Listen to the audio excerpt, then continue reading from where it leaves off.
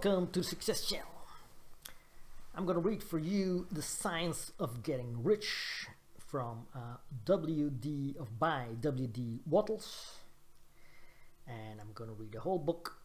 And this book is sponsored by mynewskin.nl. Check out the website.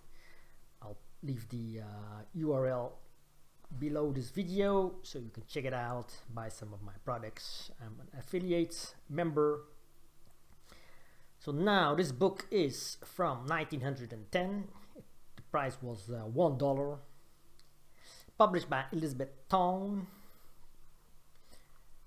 and it is a really good book. Here are the contents. I will read one chapter per video, so you can always see which chapter is where, and you can always come back to the chapter you like and watch it again. Alright, let's start with chapter 1 because the preface is not so interesting. Chapter 1: The Right to be Rich. Whatever may be said in praise of poverty, the fact remains that it is not possible to live a really complete or successful life unless one is rich. No man can rise to his greatest possible height in talent or soul development unless he has plenty of money. For to unfold the soul, and to develop talent, he must have many things to use. And he cannot have these things unless he has money to buy them with. Man develops in mind, soul, and body by making use of things, and society is so organized that man must have money in order to become the possessor of things. Therefore, the basis of all advancement for man must be the science of getting rich. The object of all life is development, and everything that lives has an inalienable right to all the development it is capable of attaining. Man's right to life means his right to have the free and unrestricted use of all the things which may be necessary to his fullest mental, spiritual, and physical unfoldment, or in other words, his right to be rich. In this book, I shall not speak of riches in a figurative way. To be really rich does not mean to be satisfied or contented with a little. No man ought to be satisfied with a little if he is capable of using and enjoying more. The purpose of nature is the advancement and unfoldments of life, and every man should have all that can contribute to the power, elegance, beauty, and richness of life. To be content with less is sinful. The man who owns all he wants for the living of all the life he is capable of living is rich, and no man who has not plenty of money can have all he wants. Life has advanced so far and become so complex that even the most ordinary man or woman requires a great amount of wealth in order to live in a manner that even approaches completeness. Every person naturally wants to become all that he is capable of becoming. This desire to realize innate possibilities is inherent in human nature. We cannot help wanting to be all that we can be. Success in life is becoming what you want to be. You can become what you want to be only by making use of things, and you can have the free use of things only as you become rich enough to buy them. To understand the science of getting rich is therefore the most essential of all knowledge. There is nothing wrong in wanting to get rich. The desire for riches is really the desire for a richer, fuller, and more abundant life. And that desire is praiseworthy. The man who does not desire to live more abundantly is abnormal.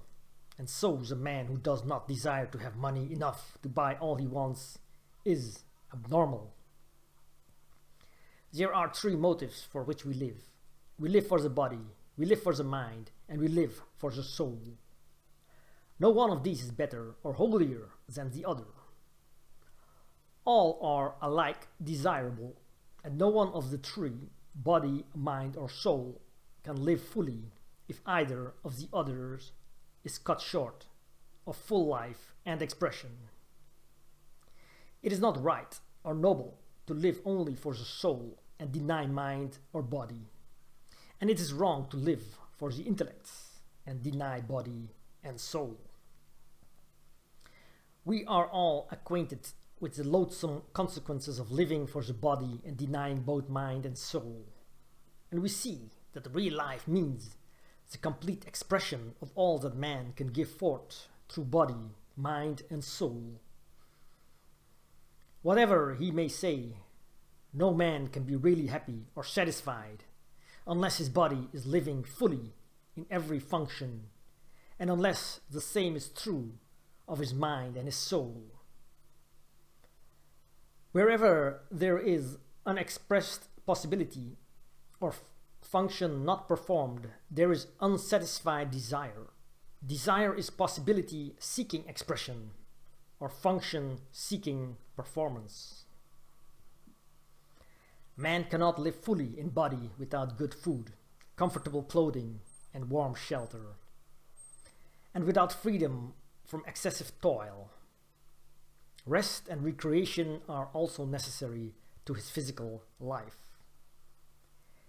He cannot live fully in mind without books and time to study them, without opportunity for travel and observation, or without intellectual companionship. To live fully in mind, he must have intellectual recreations and must surround himself with all the objects of art and beauty he is capable of using and appreciating. To live fully in soul, man must have love, and love is denied expression by poverty. Man's highest happiness is found in the bestowal of benefits on those he loves.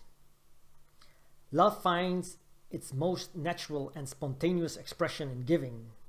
The man who has nothing to give cannot fill his place as a husband or father, as a citizen or as a man.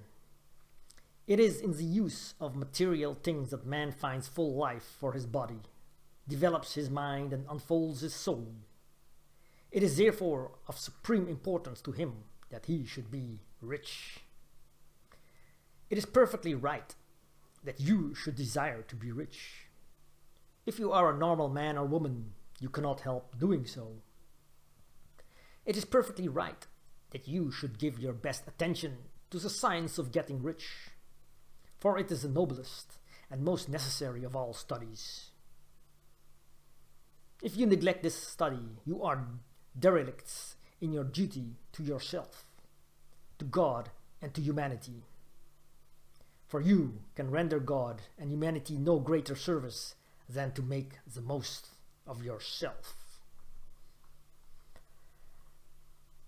Well, this was chapter 1. Thank you for watching. I will continue the next video with chapter 2.